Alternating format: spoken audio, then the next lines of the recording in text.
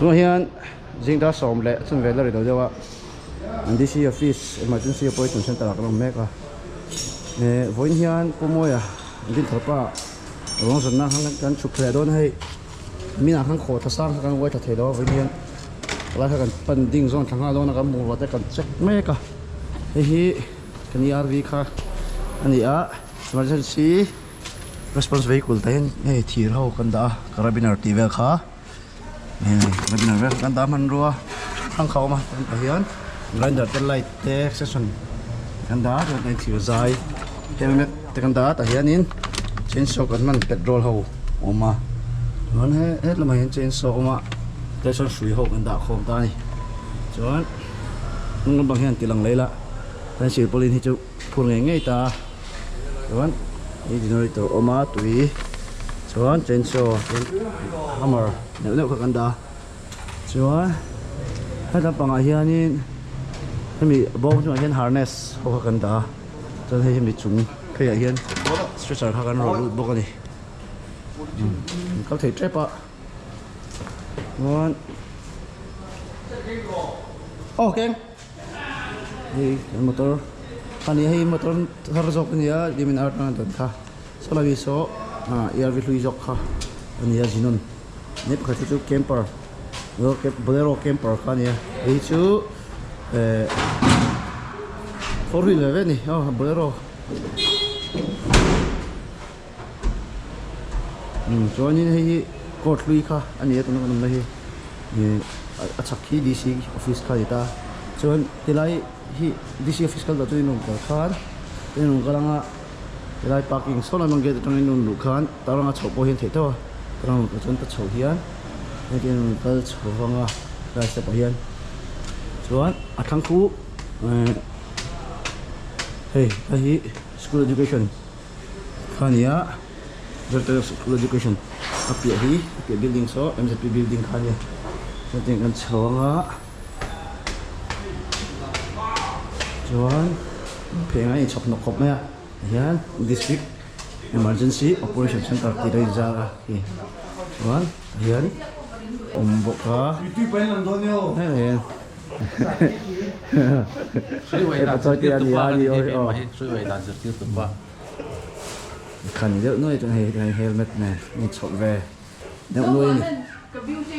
hian MPR oi min thut chila để bắt choi te nia ni tong ngai khop mai ni we me zo pa tong ngai em me ni hian lo ju chata ta sa na thing rong rong na dang hian information kan dong thina so wa cho kan che dong pha em ni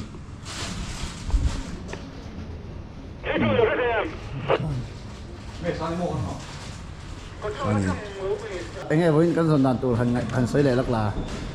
với cái dần đàn tụ chút cái thú lồng khổng mấy ạ giá xe thì là thú em mà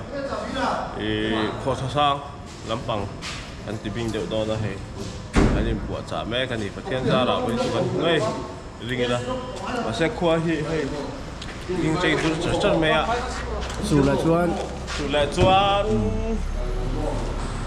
thì buổi thao về lại cho bằng tiêu lòng thì tao bắn chuông à bắn thiên gia là một ngày tụi nó phải biết xây là em phật tế ảo mà bắn ở đi không xây tụi đấy nè em này phần lối hay Bismillah cái này đúng không? để ute ảo mà như cho việc này đang phát xuân vò anh đi đó là tùy tao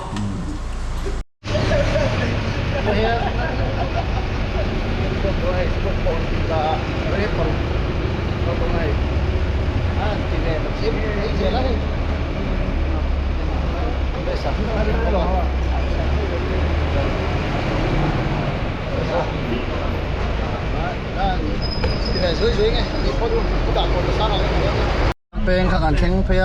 thế này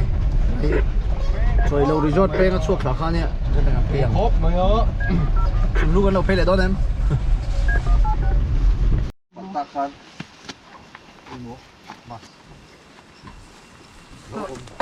nó ôm thút khan đó này với chú đi bên ai khan tùy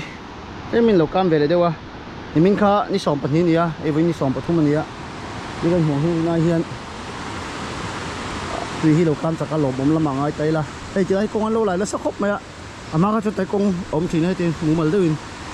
kung mu malom lo kora kan zo tha topa to zelang o ai nak bor thale na san me man ruang ai box ya lai poi dur tham ve se kani ai kho tha sang chu di so thi so run na chau khop mai tai a sang khop me leng ki hi chu chu ti lai ta hian wai kha kha kan anoi hian din thena chan so min kan sia chu chu voi na hian kan bitum ha chat ti na anita heti lai hi ni mina kho tha sang kan soi khan ita ta ran hian ei chi khun na hong mum khop mai trong poi fia lo ngai thea tia kan hei kho tha sang chu ni ta han mi thang a yan le kir pariat be lo ma tui thum kho tha te hei thi hi an nal lut tuk riwa ta chuan ta lang hian kan hoi chawng ki la mak hian kho pop khau mai chuan khi fe kan kal to ni min kha ki la ma chuan a hemi noi hi kan ring ra wang ha kan pan ding ha ta ba tui te kan suyanga kan ha dama chuan kan chuk khadaw ni tui chak lo ko ga ti la hi chak pa cho in kan din na tur wang no da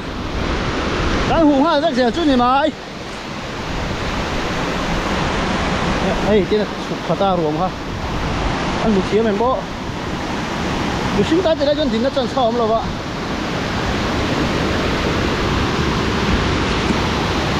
đúng đấy tùy đâu bây giờ kinh lẹ ăn nói con tùy hi à vô luôn hi sang phố rất là tùy này lại đây mua chút tầm cái chỗ lại đây bán đấy xây đang rất là nhiều cái nó hết thì lại mua cái chút đây uống khát đô đây xem về mấy cái này hey ăn bắt thú mình ăn chụp khát phốt đang à chuan bắt chắc à ông chặt thà về bông à khôi cái free bắt khát thì à bây giờ cái nào mà đô này à câu trang đang phát triển nghe tin được em phốt đang ạ có thể thang à đang trên đường rồi yes còn có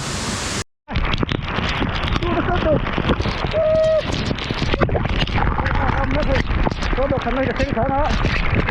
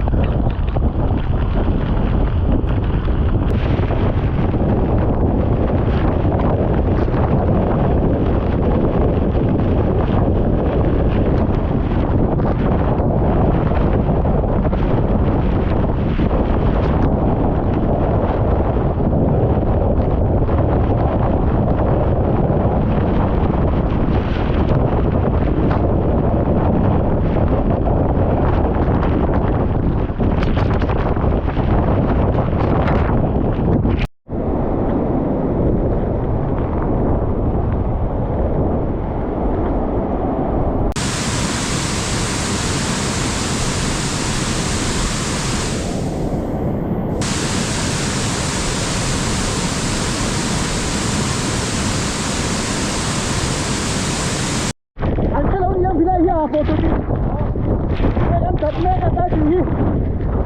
Gõ để không bỏ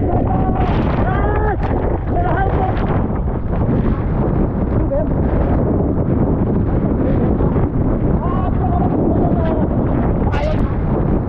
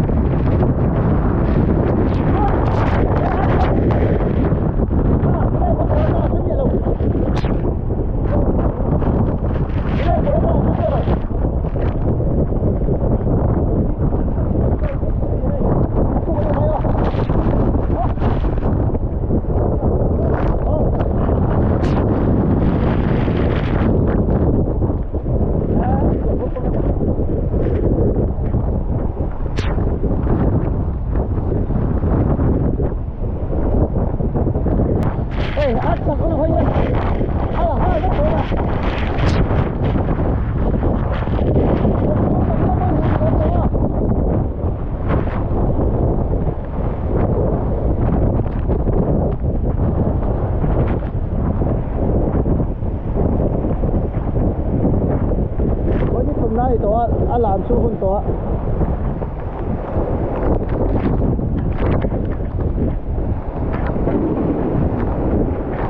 anh chết thế là ngạ ô mà cái này chỉ là ngạ thôi chết thế đi lại thấy là sao nó là phụ rất đây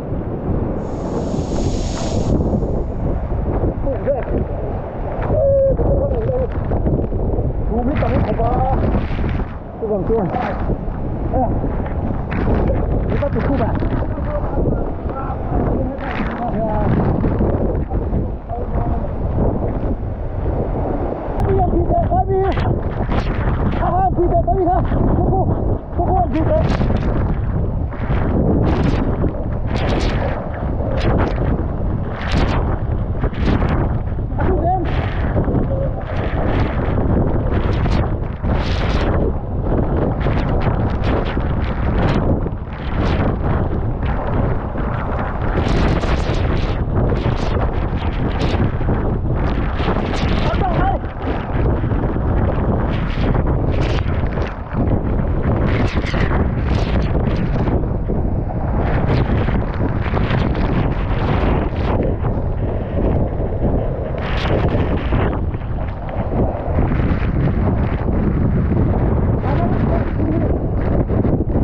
thế là hay dùng phụ kiện thuốc về thầy khóc mẹ xin ta là hàn pin là tủ chi ổn thắng về đi hàn tập thế là chân này chú thu ăn đấy ngạ các bạn gặp đây không chân này chú hay đây chú mình xin chú anh liền xấu tổ chú có đi nữa hay bị tầm lại hay chú kiện đó bây giờ không tập rồi tầm mà cái tập bằng tập thế đi lại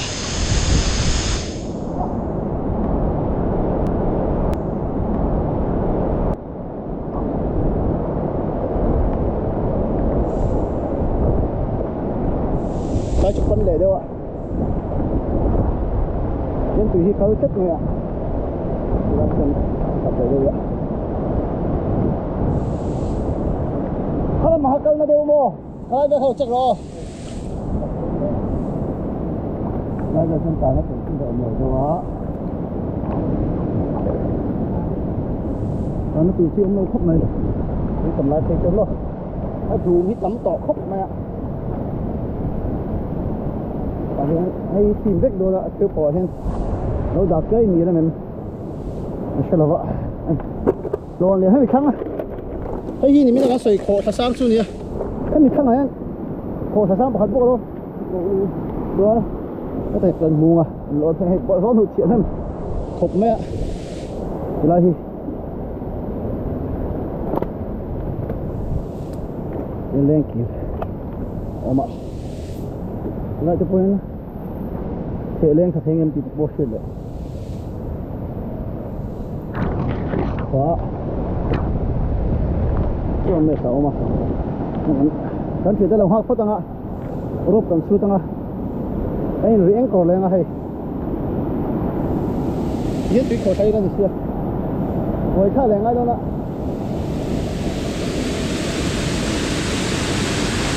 là hao sạch mất khóc mày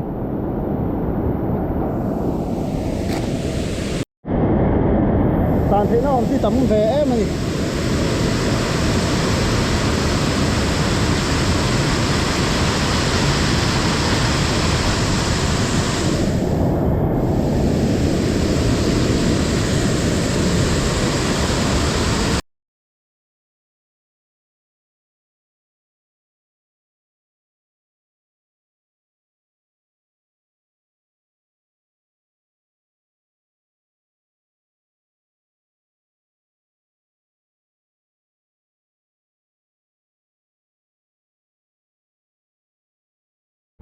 thì cái hành tập view à phục ông đều khăn muốn luôn tiệt khu ta tùy thùng lắm mà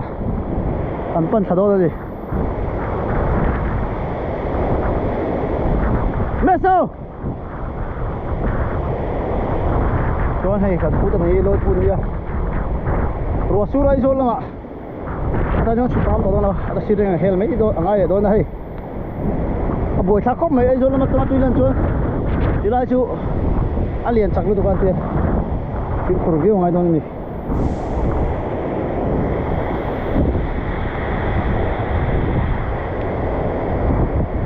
chụp kháเลยครับจุ่มเดียวมาเช่อ่ะบอกผมนะจำจุดนะบอกเราไงมดนี่ไม่ใช่นั่นจะเข้าผมเดียวบอกเช่กันเลยพัดไงเฮ้ยพัดไม่หูอ่ะบอกผมเดียวมันหมดเท่ามั้งพุทธะ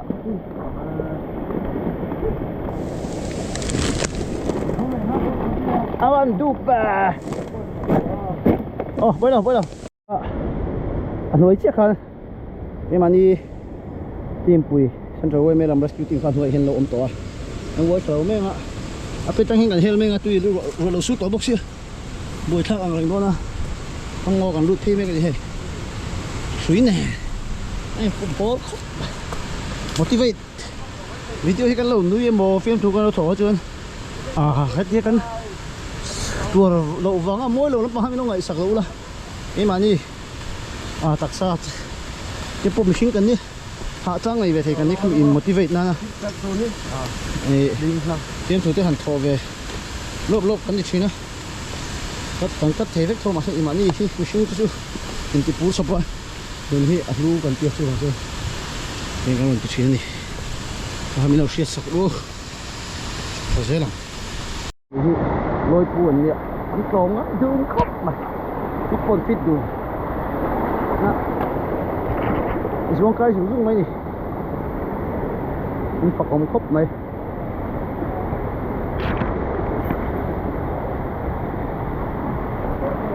เวกโดยจะลุงขบเนี่ยหันปานนั่นไม่อยู่ที่ฟอมเลยหมูเวกเถอะไอ้ผีแง่ไล่โบ๊ทขบไป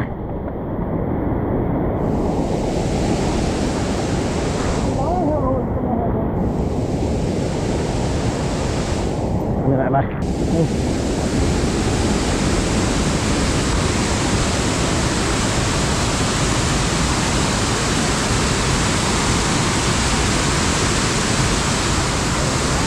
เป็นไงหมูเฮ้ยอันนี้หน่วยแล้วมันต้องเราต้องห้องกันบวยตักครบแล้วเขาตักครบไม่ใจ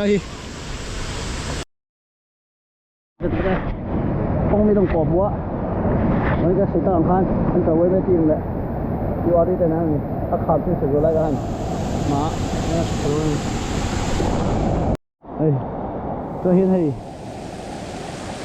การสุขภาพที่เราเขาจะสร้างพันเนี่ยไอ้ตัวนี้มันสดสดจะได้แล้วจุกันเหรออันนั้นสดตัวบางทีแต่ซื้อตั้งหิ้งกันเตี้ยนี่เป็นประตูกันดาไอ้เรื่องนี้ที่กระโปรงช่างเชี่ยไอ้เรื่องนี้ดีนะสักทีของประตูของช่างเชี่ยเลย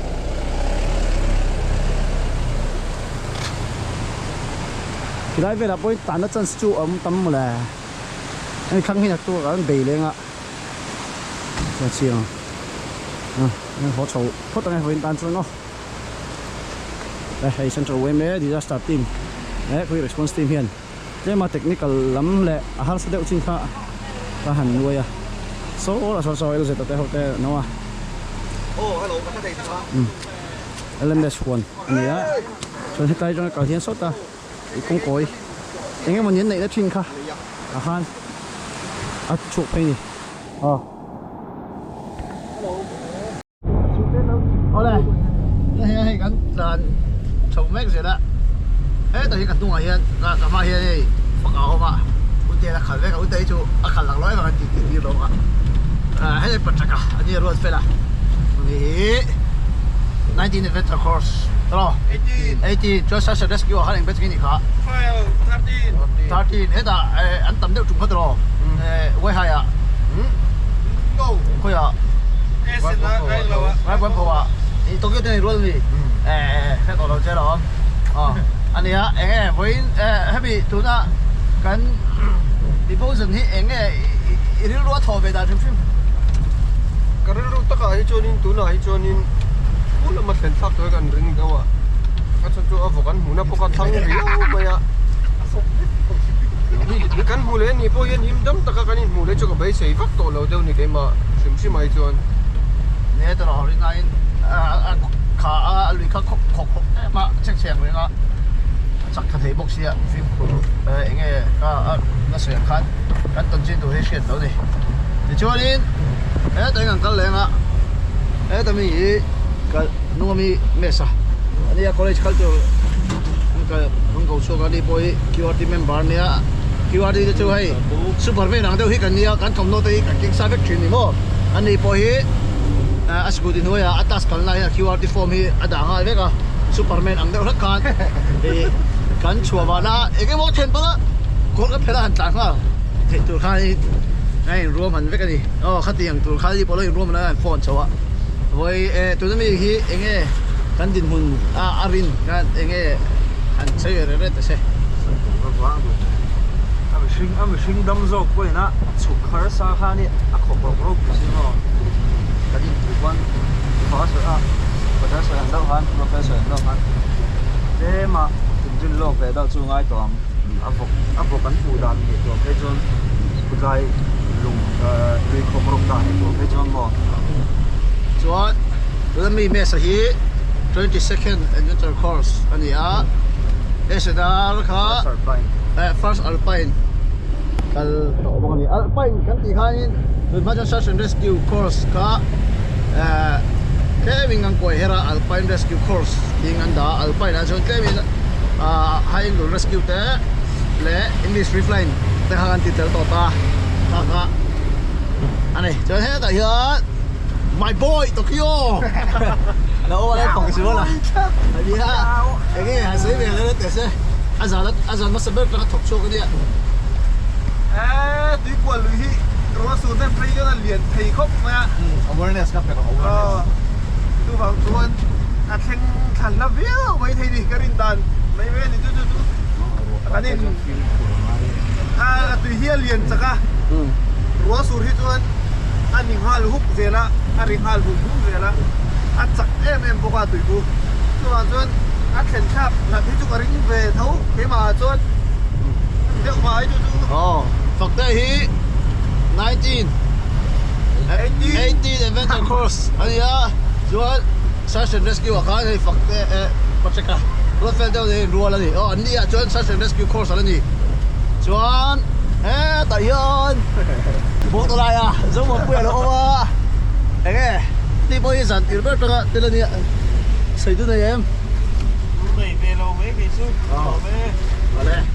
có cần xây xuân dâm lên à thì hey để sinh hiện thành mẫu để cho lâu căn thì nó tốt đấy anh mà nó chụp invent thấy chính cái này và hiện chia để cho xuyên năm mình phải à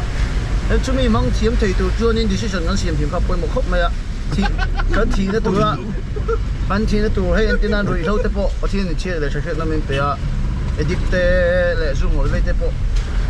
cái chia để cho xuyên năm mình phải cần mình thiếm lâu rồi cần đừng cần để chia cắt tiền cả chú ông tế miệng này đó là thế bộ hay bạn đuổi tiếp liên quan gì à anh mà nó chú có vẻ là cái làm chú chuyên nụn ta phải thấy tụi cần gì đâu va kan entina tuna de pokhan avok achan tuna lam nia mishing hi alu bera nun nei lu bera